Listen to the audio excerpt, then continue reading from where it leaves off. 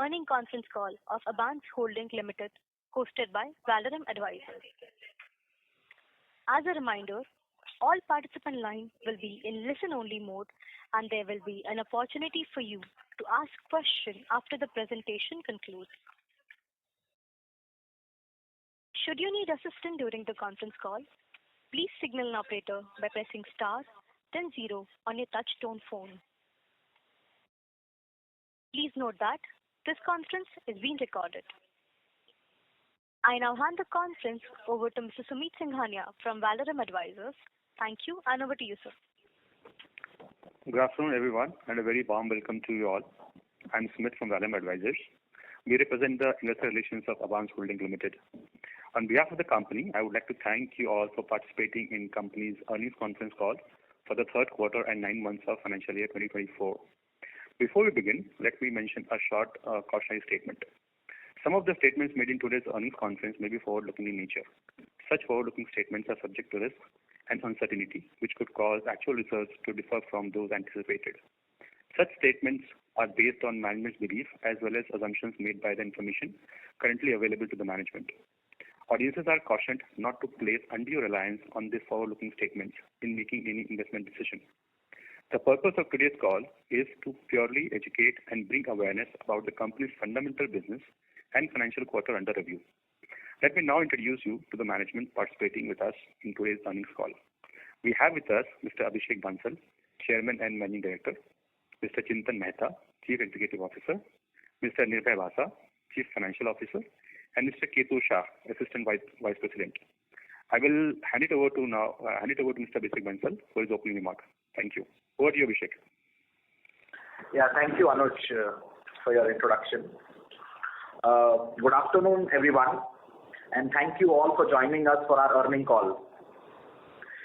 Before I get into the Quarter 3 financials and operational performance, for the sake of some of you out here who might be joining us for the first time today and might be relatively new to the company, let me start off by giving you a brief overview of the company. Just an introduction to the company. We are a diversified financial services company that caters to the whole gamut of financial businesses such as institutional broking, asset management, financial lending, treasury operations, and remittances services. Today we are having a global presence with established operations in India, United Kingdom, Dubai, and Mauritius. We have grown from being a commodity trading company into a diversified multi-asset and a multinational financial services company having varied financial services businesses which are mainly segmented under agency business, finance business, and capital business. Through our agency business, we also offer opportunities in multi-asset global institutional trading in equities, commodities, and currencies. Besides, we also offer private client broking, asset management, and investment advisory services, wealth management services to corporate, institutions, and high net worth individuals. Sorry. We operate a finance business through which we offer lending services primarily focused on providing secured and unsecured term financing to individuals and small and medium enterprises across India. Capital business vertical comprises mainly of internal treasury operations, including physical commodities trading combined with exchange-based trading in foreign exchange, equities, and commodities, along with its investments and dividend incomes. I would like to extend a warm welcome to all of you as we gather here today to discuss and reflect on our company's recent performance and results. Just to give you a brief overview of this quarter results, for the 9 months of FY24, our consolidated revenues reached almost around 1,100 crores, indicating about a 92% growth on year-on-year basis. EBITDA surged to approximately 99 crores, which grew by about 120% on year-on-year basis, with EBITDA margins positioned at 8.9%, with a growth of 111 basis points year-on-year.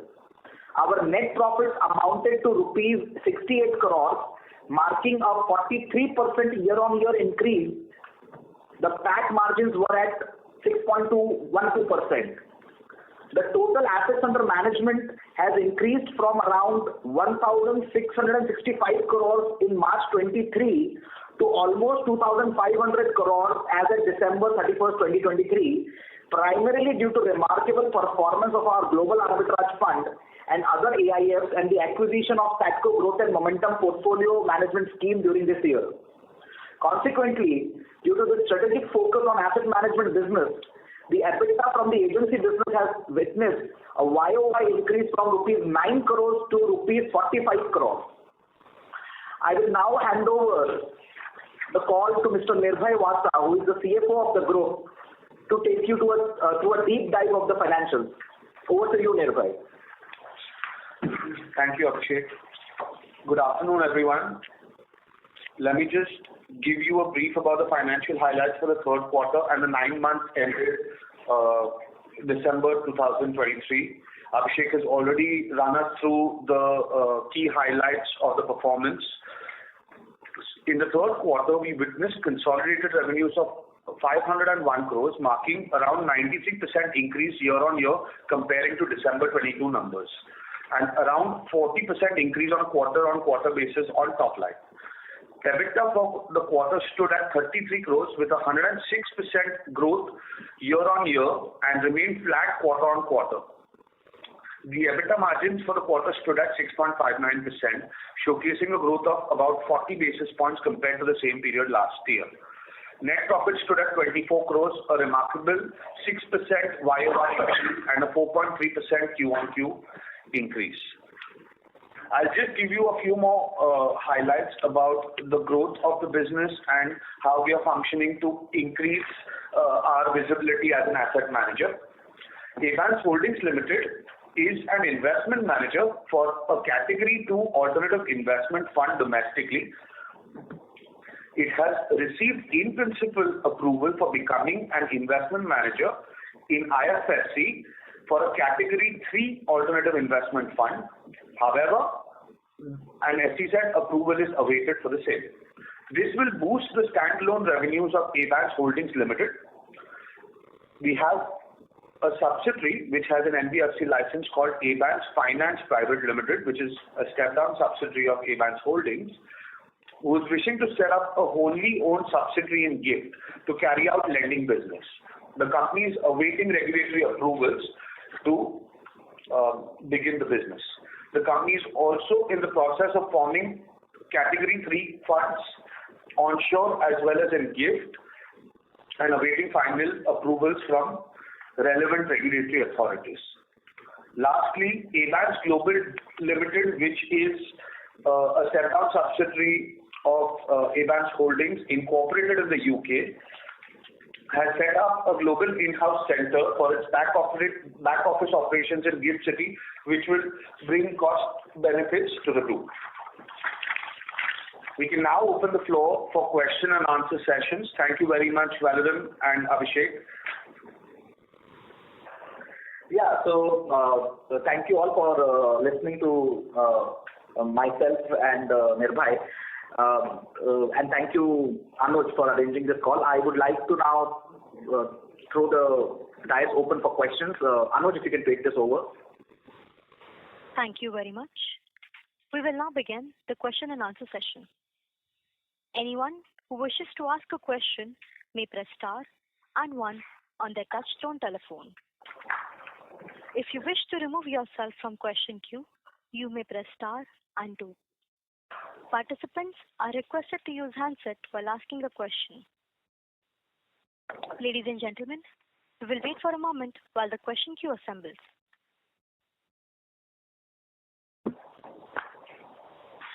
The first question is from the line of Jigesh Shah from an individual investor. Please go ahead. Yeah. Can you throw some light on the ESOP expenses which is incurred during the period and the estimated amount on the same? Okay, Nirbhay, can you take this question, please? Yeah. So, the ESOP plan was introduced in August of 2023, and the expense that is accrued in the books belongs to a 3-year period, and accrual of that expense is happening every quarter. So you can see expenses for quarter 3 being approximately 9 crores, if I'm not mistaken. And that is to provide upside to the employees who created Abans Holdings as a group and has been approved by the board. And these expenses will carry on for, I think, a total of 3 years till August 26 as per the current plan. Did I answer your question, sir? Yes, sir. Thank you, sir. Thank you. Thank you. Next question is from the line of Shirar Navzor, an individual investor. Please go ahead.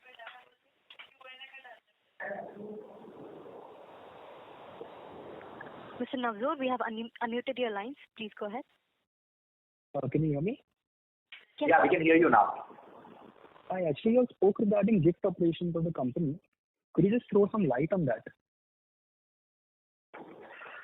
Did you say gift operations? Yes, I said gift operations. Okay. So,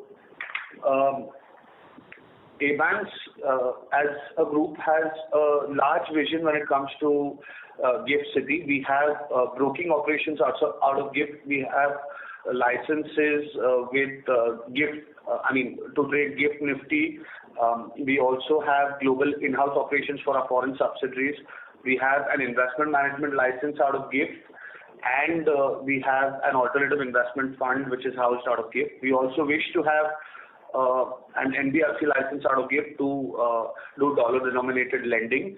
And we believe that Gift is the future of financial services in India, and we are very bullish on our Gift operations. Just to add, I think so Abans Holdings Limited has set up a branch in Gift City, and that branch has got the approval of the regulator out there in Gift to act as an asset manager or an investment manager to AIF Q3 fund in Gift City. Now, I will just club the first question and this question to add more insight to the going forward, performance of Abans Holdings. Because there is, we will start generating income out of asset management services due to the presence of the branch of Abans Holdings in the Gift City, which would be clubbed in the standalone balance sheet and the financials of Abans Holdings, thus giving more, optically better insight or perspective of the Abans Holdings Limited standalone balance sheet and P&L account. Yeah. Did we answer your question? Yes, thank you. Absolutely. Thank you. Thank you. Next question is from the line of Ansh, an individual investor. Please go ahead. Hello. Am I audible? Yes, sir. I need to ask on the investments or the strategies which are employed to generate treasury operations. Sorry, can you come again? Investment strategy. Investments or the strategies which are employed in treasury operations. Treasury operations are taken to amplify the returns what we are managing here, or the make strategies on here, whether it is finance or capital. So we run treasury operation in form of fixed income, commodity, whereas or the equity, whereas we buy it in the spot market and sell it in the future market. Which in turn, you must be seeing that the volumes are going up and the turnovers are going up because of that. But we earn a better margins by deploying the excess capital which we need to keep the company going and keep it so that way we earn better margins on that. So for example, we buy silver in the physical market and sell it in the MCX, which is a commodity exchange, or whether in the Reliance, for an example, in equity and sell it in the future market. So that's how we earn, and there are some spread calls we take and amplify our overall returns on that. Okay. Yeah, so just to sum it up on what Chintan just elaborated, these treasury operations investment strategies, if I want to broadly put them, they are nothing but arbitrage strategies where the delta risk is almost zero or negligible. Thus, these are risk-free arbitrage strategies which the company deploys to generate return on its internal treasury money that it possesses. and that is what is reflected in the P&L account. Thank you. Okay. Thank you. Next question is from the line of Atreya Mehta, an individual investor. Please go ahead. Hello, am I audible? Yes, sir. Yes. Hi, team. I wanted to know if the company is interested in entering the mutual fund industry, and if yes, what specific type of fund would it be? Yeah, the company definitely is very much interested in entering the mutual fund industry, and right now I suppose there are about 40 mutual fund asset managers out there, and it has been predominantly dominated by big banks like the likes of Kotak and HDFCs of the world, and there is not enough space for other niche asset managers which have tried also in the past but not have been able to successfully being successful in the asset management space when it comes to mutual fund industry. The sector or the space that we are eyeing is for the commodities ETF in the mutual fund space, which I believe is a very nascent and a new space which will be opened up for the investors as the Indian economy sees a high GDP growth trajectory. And also it intersects and coincides with our ability to understand commodities as a market space, because I started my entrepreneurial journey as a commodities trader myself, and we as an organization understand commodities very well. So to offer commodities as an investment product camouflaged under mutual fund in the ETF space, I think so is a very lucrative space which is positioned for growth in the Indian asset management industry, and it coincides with our asset management ability as well. Thank you. Hope we answered the question. Yeah, thank you so much. Thank you. Next question is from the line of Apurva Chaudhary, an individual investor. Please go ahead. Hello, am I audible? Yes, you are audible. What are the reasons for sustainably high NIM in the NBFC business? You said substantially high NIM, right? Net interest margin? Yeah. Okay. So the NBFC business was recently infused with 100 crores more liquidity in December of 23. So its net worth stands at 312 crores.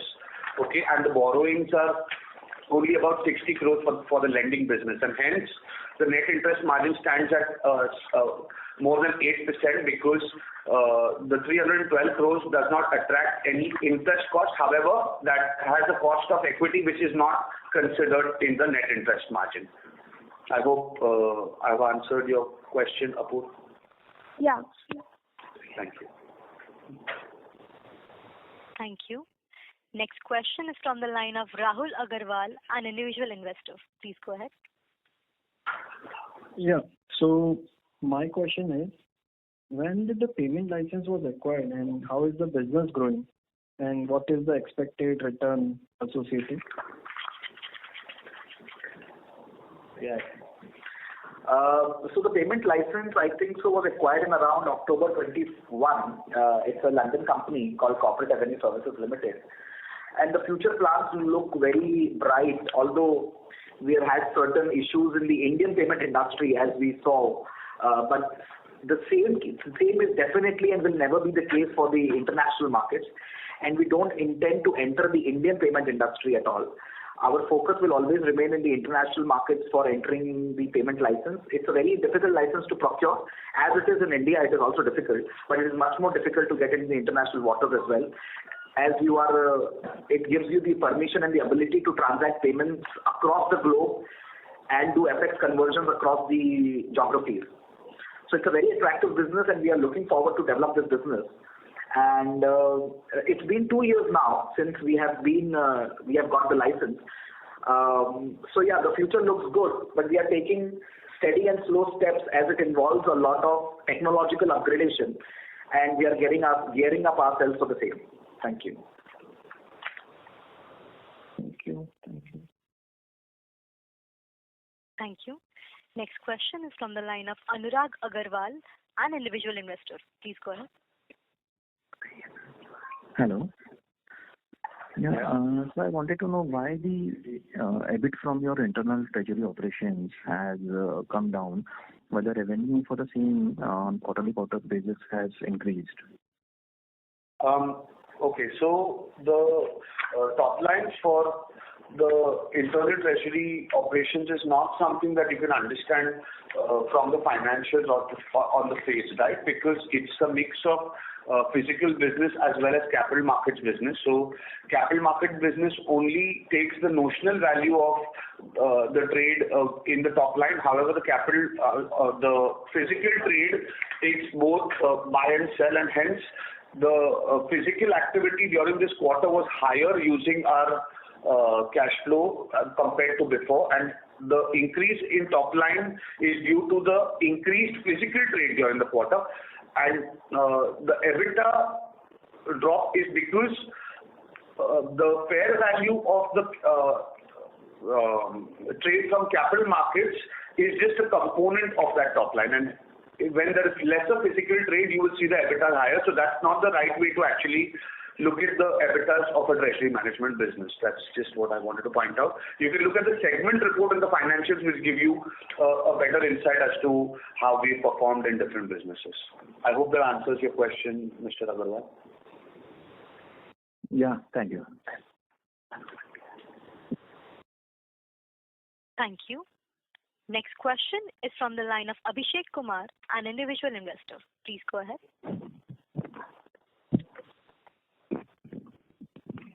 Mr. Hello. Yes, sir. Yeah, so my question is, how has the IPO proceeds has been utilized?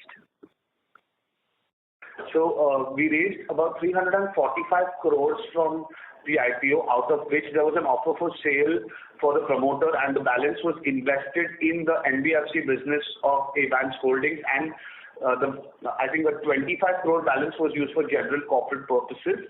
So the breakup would be that 100 crores went into the NBFC, 25 crores was utilized by Abans Holdings to grow the other businesses that it's invested in, and the rest of the money went to the promoter as offer for sale. Being there for the last 2 decades in the asset management industry and having understood the alternative space, also global asset classes and all the asset classes very well, we are positioned rightly so in this trajectory of India's economic boom, where I think so we have a great tailwind advantage of the investable surplus wealth that the Indians will accumulate over a period of time for managing those assets. So I think so it will be more of a tailwind phenomena which will help us coupled with our asset management ability. Sorry. Okay, sir. Thank you. Thank you for the opportunity. Thank you. Thank you. Next question is from the line of Sahil Jain, an individual investor. Please go ahead. Hello. Yes, sir. Yeah, hi. So I have a couple of questions. The first one is, in 9 months of FY24, the revenue contribution from agency segment has increased as compared to the past year. So what are the main key reasons for such increase in revenue from the agency segment?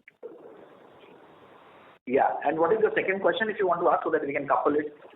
Yeah. So the second question is, what were the reasons for a growth in the NBFC AUM size, which was about 47% during 9 months of FY24 as compared to FY23? Okay. Answering question one by one. The first question that you asked was that what was the growth driver for the agency fee increase, right? Yes. So the agency fee, just for you all to understand, includes a brokerage income from our brokerage business. It includes remittance fee from our London remittance business. It includes performance fee, subscription fee, and asset management fee from all our asset management businesses, right? So you see that there has been a 9 crore growth because a large element of performance fee has kicked into our Mauritius asset management business as well as our PMS business in India. Also, Abans Holdings has started charging fees to manage alternative investment funds domestically. So these are the 3 reasons why both the EBITDAs and the top lines have grown, because after a point, the growth in agency top line delivers straight away to EBITDA because the cost of operations is already consumed. That was one answer. Second, you said about NBFC business, the EBITDAs have improved. Is that the question? Yes. Yes. So the NBFC business borrows money through market-linked debentures, and the market debentures has an aspect of derivatives to it. So when the market performs well, the derivatives will have a fair value through P&L increase, right? And that's why the borrowing cost can reduce if there is an increase in a certain derivative L2L, right? So that's the reason the EBITDA from the lending business has gone up compared to the last quarter, purely due to the increase in the asset classes that have been borrowed against. Okay, understood. So yeah, thank you for answering the question. That's it from my side. Thank you. Thank you. Next question is from the line of Rishabh, an individual investor. Please go ahead. Hello. Yes. Yeah. Hi. First of all, congratulations for the outstanding results for the quarter. Thank you. Yeah. My question is that even in your speech you mentioned many plans for GIFT City. So how do you look that Abans would be able to capitalize on the opportunities in the GIFT City, and do you think it would be the next big thing in India? Okay. So I think I already mentioned that we are very positive and forward-looking towards how the GIFT City regulations and the overall infrastructure is shaping up, and it is complementing our business because we are asset managers, brokers, as well as in the lending business. And this helps us grow our business in all three aspects in GIFT as well, because we can have a broking entity outside GIFT, which we already have, and scale that business once there's liquidity provision over there. We can run asset management business out of there because we already have an alternative investment fund housed out of IFSC, and we wish to have a lending business outside GIFT once we get the regulatory approvals. So this will add a lot of top line as well as bottom line to our results and give us a lot of visibility both in India and globally. So I think yes, it is according to us the next big thing in India. Thank you so much for the answer. Thank you. Thank you. Next question is from the line of Ankit, an individual investor. Please go ahead. Hello. Yes, please. Yeah, I just like to know what is the average ticket size and highest loan disbursal for the NBFC segment? I think the highest loan disbursal is about 16 crores. And what was the other question? Sorry. Yeah, the other question is, what are the types of broking licenses Abans hold in Indian markets and globally? So in Indian market, we hold NSE, BSE cash equities futures, NCX, NCDEX, which are the basic licenses. So in India, basically, sorry to interrupt. In India, basically, we hold all the exchange licenses across all the commodities, equities, and currencies exchanges in NSE, BSE, MCX, and NCDX. Basically, all the segments in everything. Internationally, we are members of SGX, SGIE, Dalian Commodity Exchange in China, Zhangjiao Commodity Exchange in China, and DGCX. Also, we are members of London Metal Exchange in the UK. Yeah. Thank you. Thank you. A reminder to all participants, you may press star and 1 to ask questions.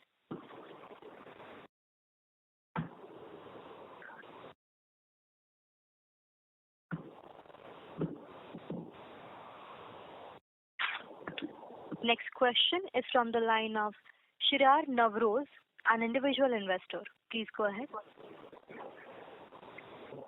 While going through your books of accounts and the results you published, you notice that you have incomes coming from Mauritius and the UK. And are there any other countries in the pipeline? No, not really. I think so. We are not expanding in any other geography. These are the existing geographies that we have already had subsidiaries and businesses going. We don't intend to expand in any other geography as of now. So this should be it as of now. Oh, I understand. Thank you. Thank you. A reminder to all participants, you may press star and 1 to ask questions.